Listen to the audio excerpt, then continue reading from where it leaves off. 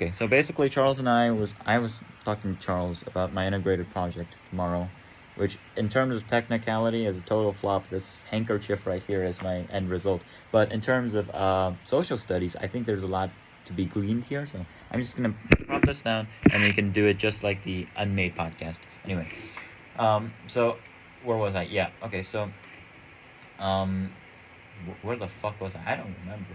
You, Oh yeah, yeah. literature. I was Literature. I was talking about literature. So, the main problem that I wanted to tell Charles is, the real problem isn't that Korea doesn't allocate enough money or care to homeless people. They do, right? It's just that for them to return to society, they need to have a will of their own. It's like there, you know the saying, you can take the donkey to the river, but you can't make it drink. It's Yeah. just like that. So they actually need to foster a will to return to society for them to do anything and get anywhere and to get out of homelessness. But right now, Korea has all these other good financial aid systems, but they just don't have a program that's run by the government and supported by it that makes them create and secrete this will to return to society. And so, an example of one of these programs actually utilize literature. I believe it's Saint Francis? I don't know. There's like this organization, um, and it's like you take professors or like kind of mediocre professors from universities, and then they put them into workshops with homeless people. And so yeah, okay, so I remember now completely. So I was talking to Charles about how you can only make your decisions based off of your experience, right? And based off of the homeless people's experience, they're never going to decide to return to society because A, their reality is homelessness. Everybody around them that they actually care and interact with are homeless, right? And they've been living homeless for quite a while. So, based on their experience, there's no reason to return. Why would you want to return to society, right? Just like we see homeless people as someone completely out of our world, they see normal people or non homeless people as some people completely out of their own lives and interaction range. Understandable, Yeah. right? So, the smart idea that somebody came up with is they wanted these homeless people to gain the experience from books, right? From fictional characters, from history characters that existed. So that way, through reading those books and evaluating those morals and themes and whatnot, you know what Wytheist does, right? They can, they can gain morals from the story, but they can also gain experience, right? And through that, they can create singularities where they make different decisions, where they're like, huh, I read this book about this low life guy making it into the major leagues and then becoming a famous actor. Um, and I wonder, and this gave me hope. And I wonder if I can do that. Maybe I'm not going to be a famous actor, but maybe I can make a living for myself and get some decent luxuries in my life. And that's how it starts, right? So when you see the percentage of people who return to society, the people who didn't participate in those literature classes had like what, like a 3% chance that they would return to society, and the people who did participate in those literature classes, however few, they had like 50%. Yeah, so it's like pretty high, very meaningful, I would say. And because it makes like singularities. And then another thing I think would be volunteers. Actually, is interesting. Is, you know how you look at someone and you get motivation from them. So it's like you see Elon Musk, or like, actually, I'll give a more down to earth example. You know how you and Aaron were talking about like how the Dasan lights were never turned off Yeah. back in the The 10th, good old yeah, the days. good old days. So you hear that story and you feel inspiration and motivation, right? Yeah. And just like that, it doesn't have to be a story. So a story is like a book, right? But it doesn't have to be a story. It can be a person. Let's say you met that graduate and then he told you about his life. Would you not be inspired and motivated? You would be, right? So that's, I think, another main crucial role that volunteers play is they're younger people. They're much younger than the homeless people who average at like 50 to 60, right? So you're much younger. I'm much younger. The volunteer people there are, the oldest I've seen is 50, so then they're way younger than that. Um, and so basically, by seeing how we volunteers are taking care of our lives and trying to make a meaningful difference, the homeless people, I think, in some way, other shape or form, are affected by our efforts, and since they're, um, what's the right word? 노출되다? exposed to us. I think that effect sort of carries on, and it might help in some way indirectly to create their will. But anyway, so circling that back to the main point is that no matter how much money, resources, um, what do you call land? It's free real estate. No matter I always think of that word with the meme. Do you know the it's free real estate meme? Yeah. That's the way I memorize the word, so I can't forget it. But it comes with. But anyway, so no matter how much real estate you pour, how much Yeah. money you pour, and how much budget you allocate to it, it's never gonna make a meaningful difference until they decide themselves that they want to change in their life. A perfect analogy would be, like a spoiled brat child. Yeah. They're never gonna do anything meaningful with their lives unless they decide to, right? Yeah. Their parents can make them companies, ghost companies with millions of dollars in profit based off of their own power and influence. But that's never gonna mean anything to them unless they actually decide to do something, right? Yeah. So I think that's a very important lesson. And I understand why the government doesn't want to is hesitant to pour resources into tackling this issue because it's very difficult. We can easily feed someone, right? We just need money. But when you say you want to cure a semi mental disease that's lack of will, like, how do you do that? That's the ultimate If, problem. if, if you major psychology, does it magically cure mental illnesses or depression? No, it doesn't, right? Every case is different, every person is different, and it takes more time and effort, right? Um, and I don't think any government for that matter, it's not just in South Korea, have the resources able to support such long term programs. But I think what they could do is they could cut a substantial amount of budget from the real estate support and the uh, 생계급여. So it's like welfare, Basic, yeah, welfare. grocery Yeah. grocery budget, and allocate that to programs. Not just it doesn't have to be literature, right? It could literally be any Anything. class, right? Um, any class. And then the second thing is I said there's two problems. One is will, and the second is you're introverted, right? Yeah. You're I don't think you're like super introverted, but like people who are super introverted, right? Yeah. That's basically homeless people when they interact with people who aren't homeless. They don't talk like at all. Okay? So it's like you going to Japan. Do you know Japanese? No. You know konnichiwa, right? That's about it. So the maximum interaction you can have with them is just like bodily gestures. But that's maybe an exaggeration for homeless people. The point is they don't want to interact. And to some extent they can't interact because You they have no lack common ground. right. Yeah. Common ground is one thing. They lack socializing ability. If let's say you lived in a cave for all your life, would you be able to socialize? No, right? You don't know what television is. You can't socialize with people who don't share some kind of common ground or experience. And since you've lived vastly different lives, you're no longer able to do that. So the second problem is socialization. So because if you want to return to society, it has to be comfortable, right? Yeah. You can't feel like you're sitting on a bed full of thorns Yeah. every time you try to talk with someone, right? Yeah. So that's the thing. Is another thing that I think that we can gain from hosting programs Yeah, with the multiple people. workshops, yeah. Yeah, with workshops is you can put them into groups and make them talk. And like cognitive behavioral therapy, Yeah. right?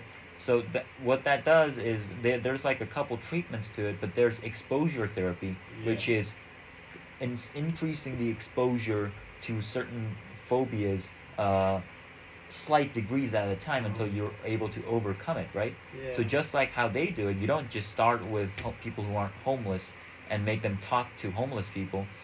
You start with homeless people talking to other homeless people, Yeah. right?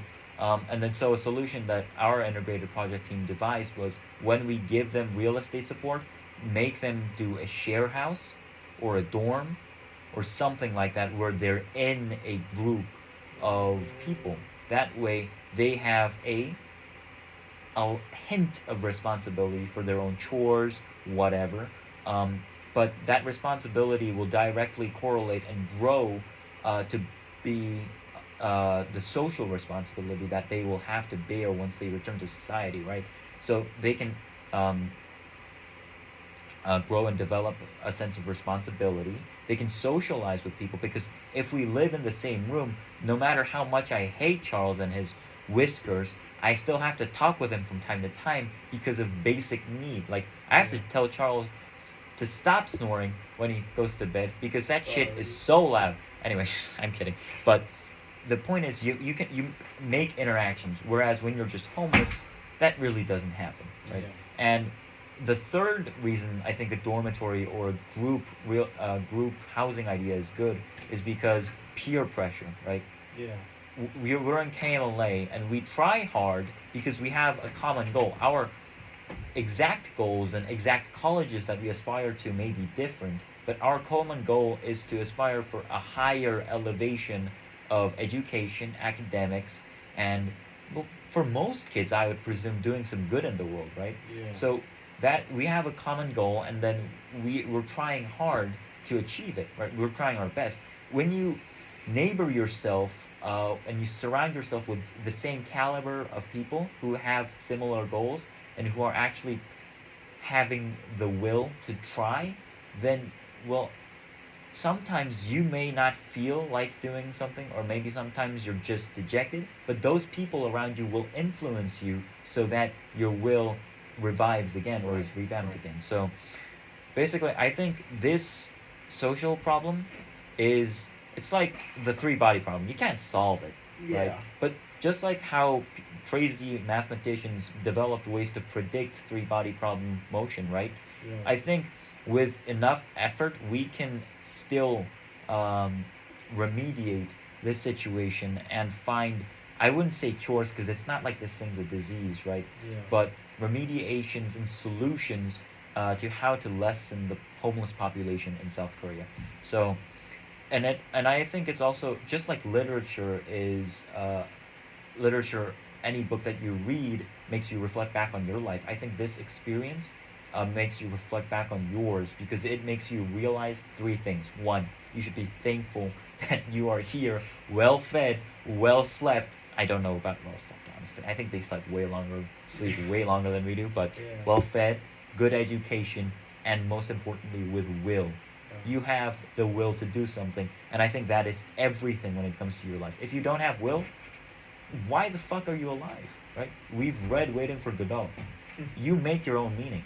Your meaning, your will comes from your wanting to acquire or aspire to that meaning and get it, right?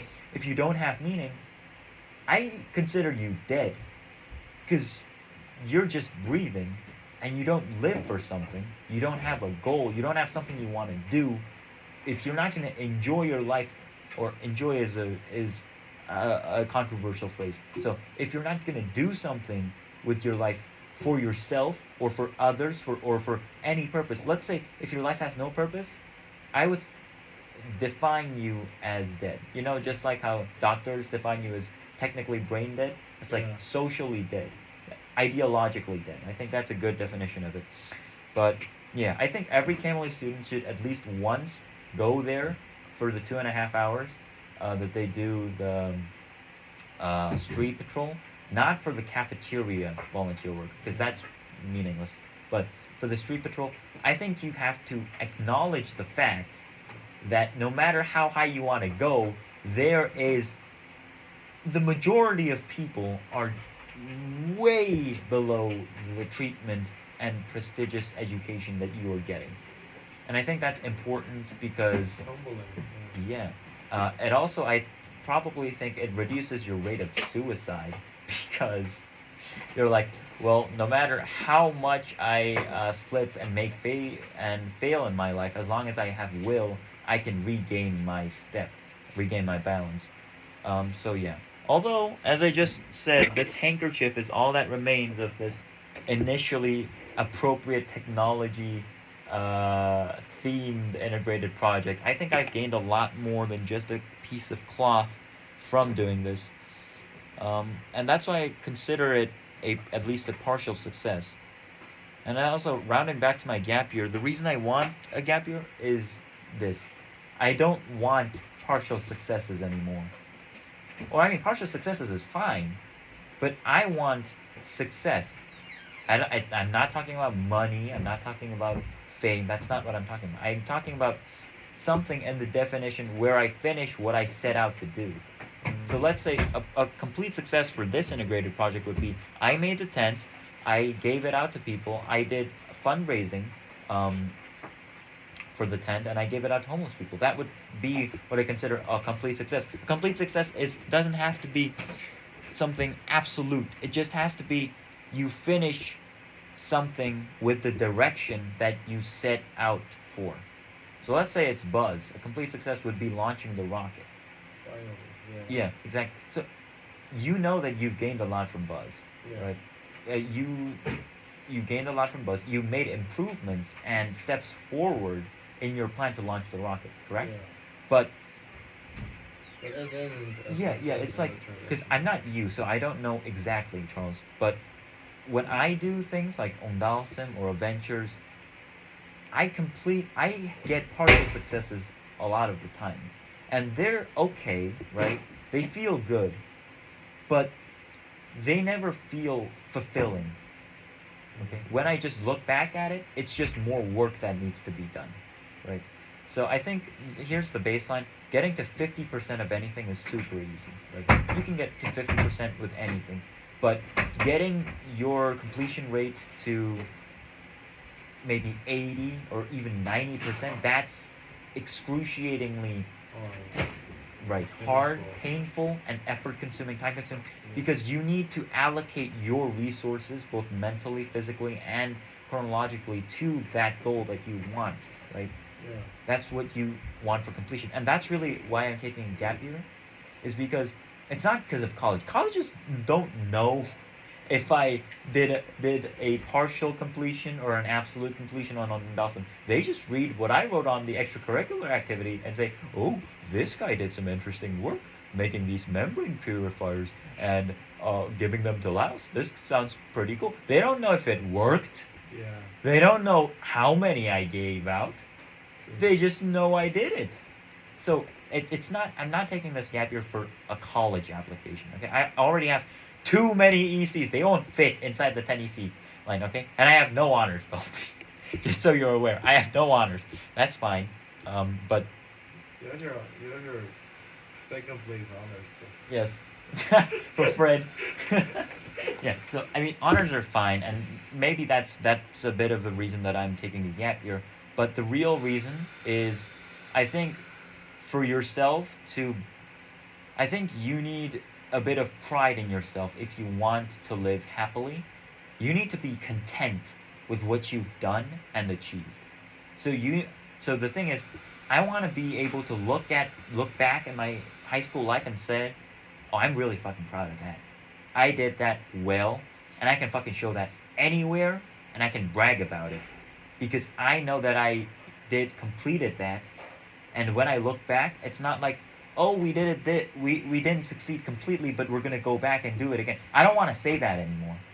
I just want to say, hey, I did this, and it's done, and and it has this effect. It's meaningful in this way, and that's a period because it's done. It's a wrapped up project, and now I don't have to worry about it. I can build off of it, sure, but I no longer have to look back at the trail of activities that I've gone and done and say, oh shit, I have to do more work on that for it to be complete. I'm just too fucking tired of doing that.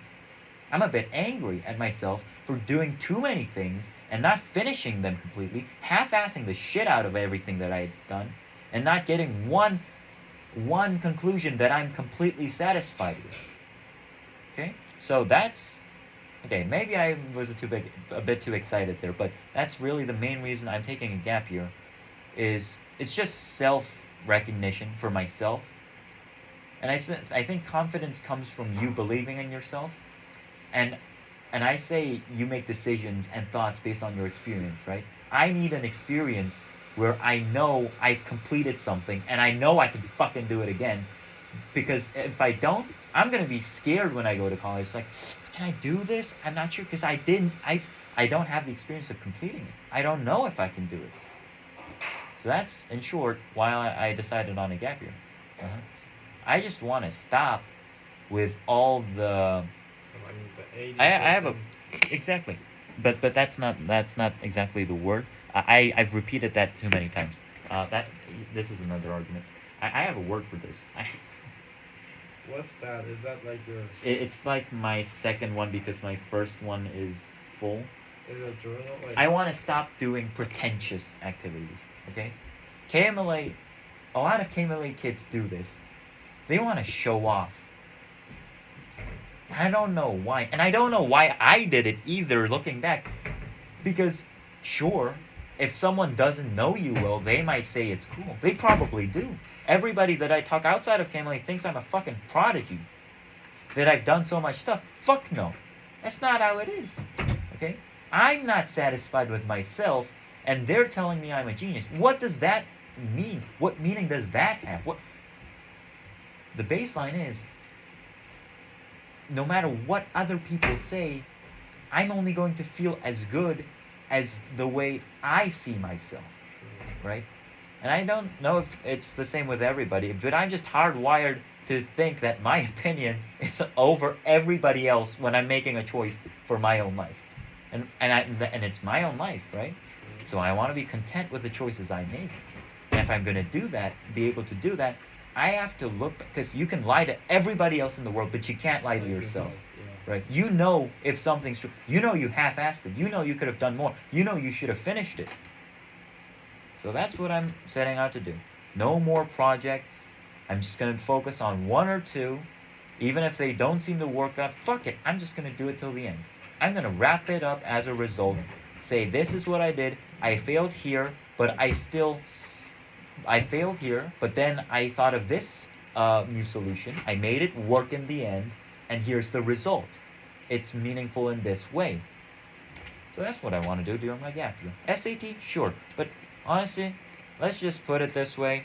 I bet you I can either get a 1600 on the October or November SAT. If I don't, shit, I'll delete the YouTube channel. But you know what? Maybe don't hold me by that word. I don't think anyone's gonna view this, but I'm just kidding. But SAT, sure. AP, sure. But writing skills, I mean, AP English Literature, right? Sure, but that's really not the main focus. So, yeah. And getting a 1600 on the SAT is also an extension of this completion. True. You can't get a 1610. 1600's the maximum score. Anyway, so this has been my rant so far about homelessness, gap year, and my goals. Anyway, that's it. Bye bye.